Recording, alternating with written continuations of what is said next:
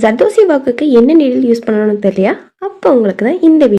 So இதில் வந்து பார்த்தீங்கன்னா 23 mm, நெக்ஸ்ட் வந்து பார்த்தீங்கன்னா 24. இந்த ரெண்டு நீடிலுமே நீங்கள் ஜர்தோசிக்கு யூஸ் பண்ண முடியும். 23 வந்து பார்த்தீங்கன்னா சுகர் பீட்ஸ்க்கு ஒர்க் பண்ணிக்கலாம், 24 சுகர் பீட்ஸ்க்கு ஒர்க் பண்ணிக்கலாம். அதே மாதிரி தான் ஜர்தோசிக்கு ரெண்டு நீடிலுமே நீங்கள் யூஸ் பண்ணிக்கலாம்.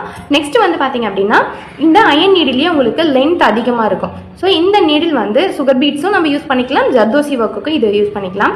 நிறைய பேர் என்ன பண்ணுவாங்க அப்படின்னா ப்ரொஃபஷனலாக பண்ணுறவங்க இந்த வுட்டன் நீடில் தான் வந்து அதிகமாக யூஸ் பண்ணுவாங்க.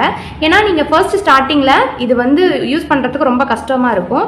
ஏன்னா இந்த ரெண்டு நீடில் நீங்கள் வந்து மேட்ச் பண்ணி பார்க்கும்போது இந்த நீடில் வந்து உங்களுக்கு நல்லா கொஞ்சம் எப்படி சொல்லணும்னா வளையாது, அந்த அளவுக்கு வளையாது.